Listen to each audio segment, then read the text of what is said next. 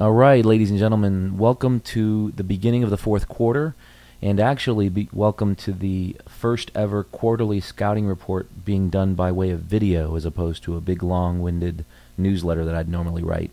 This is going to be a lot like the halftime update we did back in, I guess 3 months ago at this point. So if you wanted to rewind and head back and see what we were talking about then, you can see how things contrast to what we're doing now. But we're going to go over basically a bunch of charts and pictures, and I'm going to kind of talk you through them here just to make things simple, or at least as simple as possible. But before we get started, let's kind of make sure that what you're looking at on your screen, you're seeing things as best as possible. So if you look at the bottom right-hand corner of your screen, whether you're on the website or if you're on YouTube, there's a little HD gear button here, and you should be able to click on that, pull up a little drop-down menu, and then select the viewing experience that would be best for your screen. Now, YouTube's probably going to automatically pick one for you, but you don't want to pick auto. You want to pick whatever's the highest resolution possible, which obviously would be like 720p or 1080p, whatever the highest quality is. If you only get 480, that's fine. Just make sure it's the highest number as possible. All right, so without further ado, we're going to talk about a lot of different things today, but I'm going to try and keep this relatively short. I know that's not something I'm normally good at, but let's see how this goes. So, first of all, this is something that was in our weekly market commentary just a few weeks ago, I believe. So we don't quite have a completed chart here at the bottom, but what we're looking at on this chart is basically a two-term election cycle and what the stock market, in this case the S&P 500, what the stock market looks like in that seventh year, or in other words, a pre-election year during the second term of a two-term presidential cycle. And you can see if you look at the blue line, so all pre-election years, you can see how that's a pretty smooth line. You'll also notice here from about mid-October through the end of the year is typically a good year, and that's just statistically significant in that, fourth quarters are typically good quarters anyway in any year, but especially in pre-election years. Then you can see here in black the average of all pre-election years during a seventh year of a two-term election cycle. And you can see, obviously, there's a little bit of a skew from Black Monday in 1987, but in either case, the average was a drop of about 9% or so from top to bottom in October. And that was an average. That's not just 1 year. This is an average of all those seventh years. Now, again, the chart isn't completed here because we're looking at a picture from a few weeks ago, so this has obviously gotten a little better. But what we're looking at here at the bottom is this year's stock market. So we're looking at 2015, and you can see how right in mid-August, before what we call now Gray Monday, when the Dow went down just over 1,000 points in the first 15 minutes of trading, you can see where the market just tanked during that few-day period, starting, I believe it was the Friday before Gray Monday. Things kind of started to get hairy, and it just tanked here all the way down, printing a low that August 24th. But it makes you wonder if this average downturn that we normally see in October wasn't pushed earlier, almost like, kind of skewing its way closer to summer. But obviously it'll take a few more years before we actually find that out. So what we're looking at here is the typical October trading from 1994 to 2014, so 20 years, of the Dow, S&P 500, the Nasdaq, and the Russell 2000, and we're looking at the first 7 days, and then of course all 22 trading days in October. And what we've typically seen, as you can see pretty clearly here, is that the best buying opportunities typically happen right around that 6th or 7th day of October, and as far as not on a calendar year basis, but on the 6th or 7th trading day.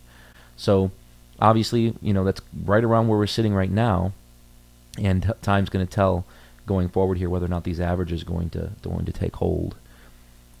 Moving on to the next slide here. This is a chart that I actually put in our commentary a couple weeks ago. You can see here it's the 29th of September, so I guess a week ago almost. And you can see how the S&P 500 kind of consolidated here.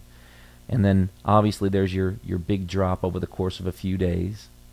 Then we've got our kind of rebound over the next 30 or so calendar days. Then another drop where the panic starts hitting the TV, CNBC, Fox Business, CNN, Yahoo Finance. everybody's talking like the sky's falling. And then the big question of the hour was going to be, okay, well, is this going to be our bottom on September 28th, 29th? Was that going to be our bottom? And in other words, was it going to print a higher low, therefore bringing us back to what would be a W recovery, and then hopefully we'd see a higher high from here. So as times change a little bit, you can see here, not only have we seen a higher low printed, we've seen upward movement in the market since just about 9 days ago. And then on top of that, I won't get too nerdy here, but we have what's called a moving average convergence divergence, or a MACD buy signal, where the shorter term moving averages have crossed north of the longer term moving averages, issuing a MACD buy signal. So that's another positive thing for the market here, aside from the fact that this chart has pretty much transpired how we hoped it would. So what we have here on this chart is the Dow Jones Industrial Average. So the previous was the S&P 500. This is the Dow. And we have that same MACD buy signal here. Again, shorter term averages moving north of the longer term averages, which is again a good thing. This doesn't look exactly like the S&P chart. And what most people don't realize is the Dow is only 30 stocks, whereas the S&P 500 is exactly what it says it is, which is 500 stocks. So it's not going to move exactly like the S&P 500, and these different charts are going to move differently. But anyway, you don't see exactly a W formation here like you did with the S&P 500. Instead, you kind of see a little period of consolidation. You also see a higher low printed, but we see this level of resistance here. Call it like a metaphorical, imaginary ceiling overhead that we've wanted to break through, and sure enough, just a couple days ago, we broke through that ceiling, which gives us that higher high that we're looking for. So again, what we want to see on these charts, any chart you're looking at, I don't care if it's a stock, ETF, major market index, we want to see higher lows, we want to see higher highs. That gives us confidence that we can take offensive posture. The next chart, not to be redundant here, but this is exactly the same chart. The only thing we're looking at is the Nasdaq now. So this is the Nasdaq Composite Index.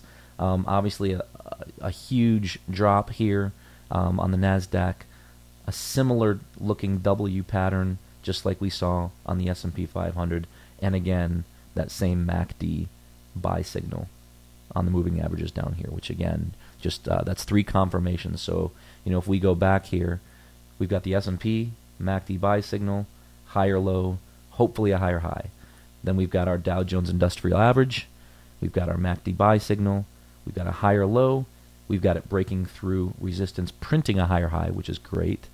And then here we've got the Nasdaq again, higher low, which is good. We don't have our higher high yet, just like we don't with the S&P, but we do have that trifecta MACD buy signal.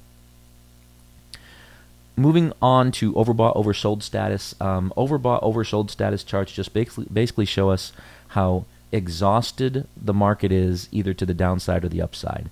When we see people do entirely too much buying, when the market gets way too excited, we're going to see what's called overbought status. In other words, the market's going to get overbought to the upside.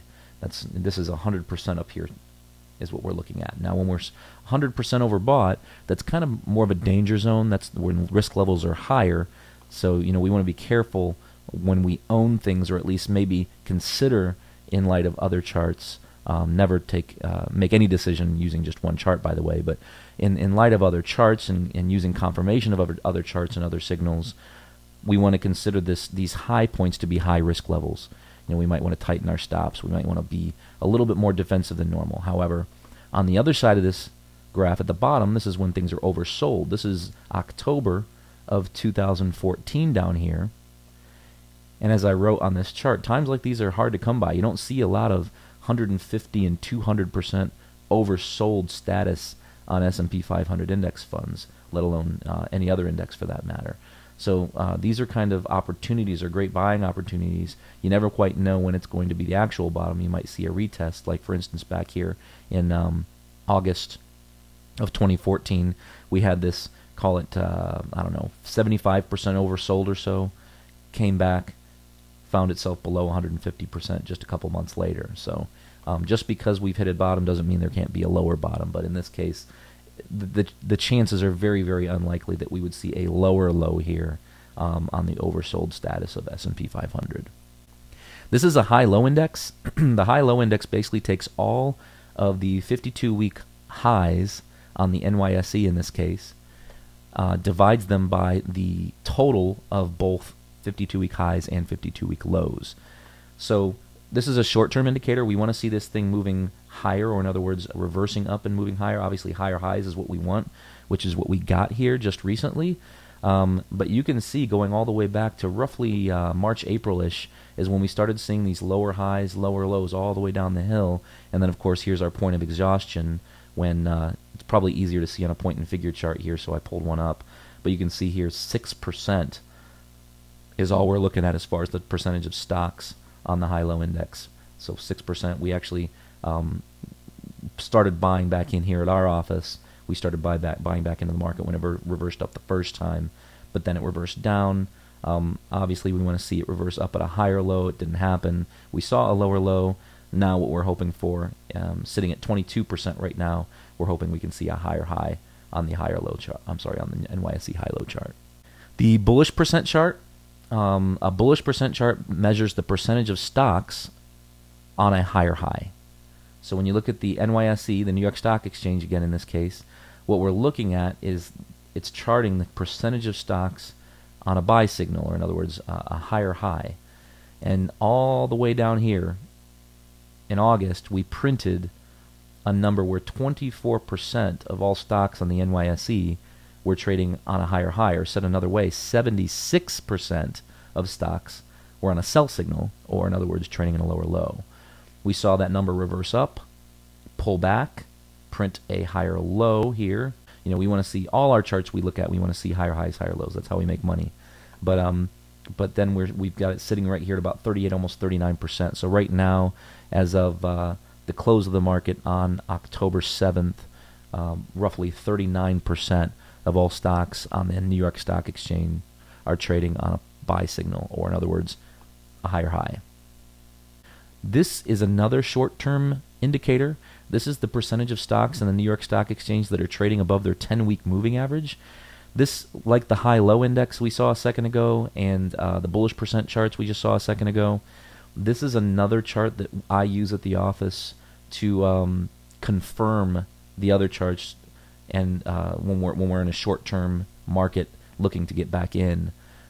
So you know, we were pretty heavy in cash, as I'll show you in a moment here. But when we reversed up here from 8%, in other words, only 8% of stocks on the New York Stock Exchange were trading above their 10-week moving average.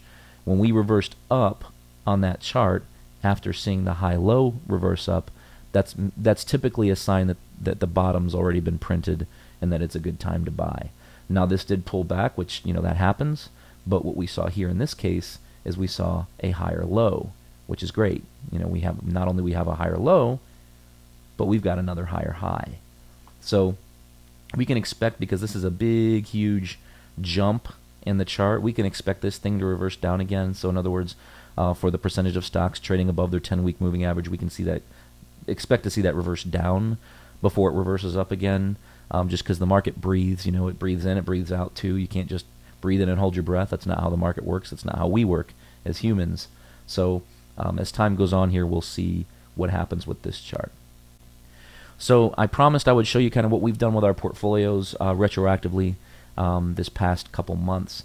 Things have been obviously pretty crazy. The Dow Jones in August had one of its worst months in history, and it was almost just as bad for the S&P, but it's been a rough summer. You know, these have been the seasonally bad months of the year. Started in May, they end typically at the end of October. Those MACD buy signals we were looking at earlier can signal the beginning of the seasonally strong months of the year. So we could be there earlier than normal. At least that's what the charts are telling us. So let's just talk a little bit about where we were. August 19th was the week before Gray Monday. So it was the week before the big 1,000-point crash in the Dow. And you can see here our Libertas portfolio, which is our aggressive portfolio, was at that point invested in 48% in the stock market, 4% international stocks. It was actually just one stock, Nintendo actually, and then we had 48% in cash or money market equivalents, which is basically the equivalent of a savings account. The Liberty portfolio, which is our growth model, was 75% invested in the domestic stock market here in the U.S., 25% in cash on the sidelines. The Freedom model, which is our balanced portfolio, 70% U.S. stocks, 10% international stocks, 12% bonds, 8% cash. And last but not least, our independence portfolio, which is our conservative model, which was 55% domestic stocks, 5% international, 25% bonds, 15% cash. Fast forward a few more days, the 21st, that was the Friday before the crash, right around 1 o'clock in the afternoon, I'd started selling a few more things in all these portfolios, and you can see kind of how things transpired. But now it's 1 o'clock, 2 o'clock in the afternoon, August 21st, and we're 30% invested in the market, U.S. market, that is 4% international, the rest is in cash. Growth model, 63% U.S. stocks, 37% cash. Freedom portfolio, our balanced portfolio, 70% domestic stocks, 12% bonds, 18% cash, and our conservative model, 55% U.S. stocks, 25% bonds, 20% cash. Then August 24th happened, Gray Monday, where CNBC would lead you to believe that the sky was falling. Obviously, it was quite a panic, but in retrospect, we can see that it would have taken a drop of at least 4 times as much in order to see what we saw in 1987 on Black Monday, hence the term they're giving it, which is Gray Monday. But at that point, the market went down 1,000 points in the Dow. It came back around 11:50 in the morning, so almost 10 till noon. I started selling some more of our positions in our portfolio, putting us at 24% invested in our aggressive model, 4% in international stocks, 20% in our growth model, 23% in our balanced model with 12% bonds, and then 22% in our conservative model with 25% bonds. The rest down here was all in cash. Then we sat around, kind of waited for things to get better, waited for the dust to settle, if you will. And on September 15th, I started pushing chips back on the table once we started seeing some of those short-term charts I mentioned earlier reverse up. So the high-low index reversed up. The 10-week moving average chart reversed up. The high-low index reversed up. The percentage of stocks in the NYSE trading above their 10-week moving average, that reversed up. We have the NYSE, New York Stock Exchange, bullish percent chart reversing up. And all these charts, once they start confirming one another, it's an indication that it's okay to push some more chips on the table. So what we did here is I bought into the market, pushed a few chips on the table, put us at 55% domestic stocks in our aggressive portfolio, 4% international, left some in cash. Same thing with our growth model, 72%. Our balanced model, 42%, had some in bonds, 33% for our conservative model, 42% bonds, again, the rest in cash. And actually just yesterday, this says today, but this is how things look today, but just yesterday, which would have been the 6th of October, we pushed the rest of the chips onto the table. So we're basically here invested at 90% domestic stocks, 8% bonds in our aggressive portfolio, 90% and 8% as well in our growth portfolio, 71% domestic stocks, 27% bonds in our balanced model, and our conservative models invested 56% domestic stocks, 42% bonds. So that's how things look right now. But it's important to understand that, to some people watching this video, if this is the first time you've ever watched anything that we've done before, if it's the first time you've ever seen anything we've done, whether it be a market commentary, this is going to look a lot like we're trying to time the market, and we're not. We are trend followers, market technicians. We are not trying to predict what the market's going to do. So in other words, we're not trend predictors. We are trend followers. So when the market starts to come back up, like it has started coming back up right now, we are going to miss some of the gains on the way up the hill. That's guaranteed. It's going to happen every time. Furthermore, when the market peaks, like it did back in April, May of this year, and starts to form a corrective pattern, we're going to sell on the way down the hill. We are going to lose some money on the way down the hill, however. There's no way to pick the top of the market. It's impossible. That's what market timers try to do. That's not what we're trying to do. But we believe that making a profit's not enough. We have to keep that profit. And you know, a lot of people like to say you haven't lost anything until you sell it. In fact, that's what we were trained to say back in the old days, is, you know, you haven't lost anything unless you sell it. So just hold on to your stocks, hold on to your bonds, and weather the storm. But the truth is, you haven't made anything unless you sell it. But going back to this chart here, we don't buy at the bottom, we buy on the way up the hill, missing some of the gains on the way up the hill. The idea is to capture most of the gains and to miss most of the downside. But it's a dimmer switch. It's not an on-off switch. It's not like one chart goes down, so therefore we sell everything we own, and then next week the chart goes up, so we buy everything in sight. It doesn't work that way. Behind all these nerdy charts is our asset class ranking. Every investment that you could own under the sun, anything you could buy in the market, can be categorized underneath one of these umbrellas. So inside of each one of these buckets, so domestic stocks, bonds, cash, foreign currencies, international stocks, and commodities, everything you could buy can fall into one of these buckets.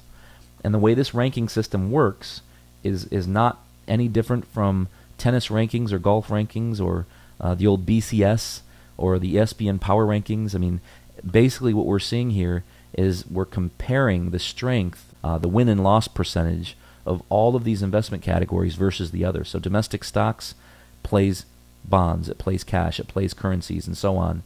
Then bonds plays domestic stocks, cash, currencies, international, and so on.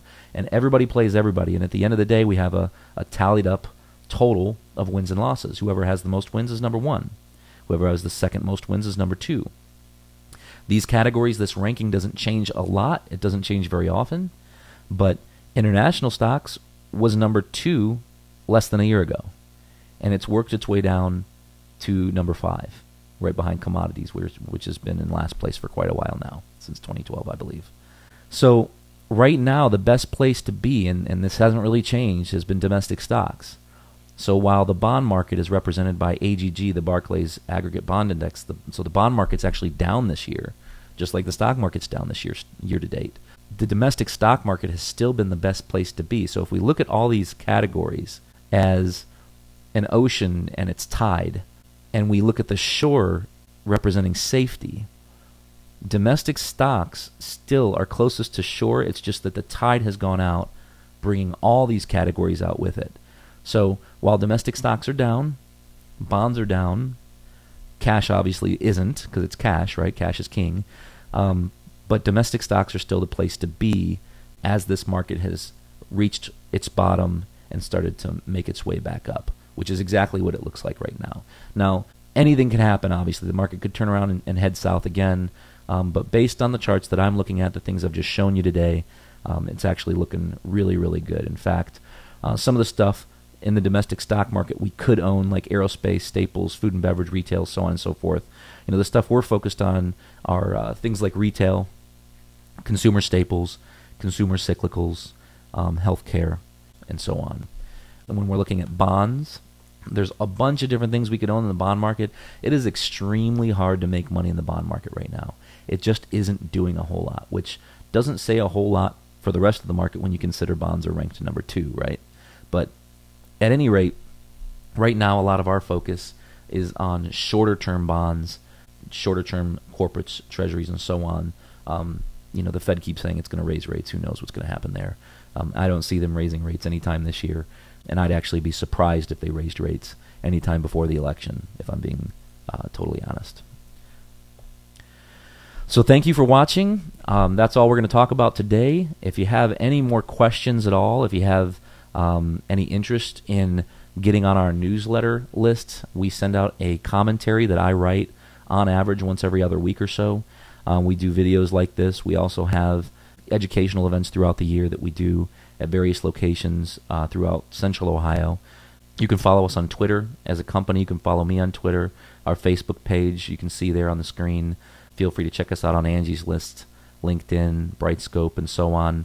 Obviously, our website's right there at the top. But if you have any questions, any confidential questions for us or any of our financial advisors, please, by all means, feel free to give us a call. There's no such thing as a stupid question, and you don't have to be a client to ask a question. So thank you again for your time, and we'll look forward to seeing you next time.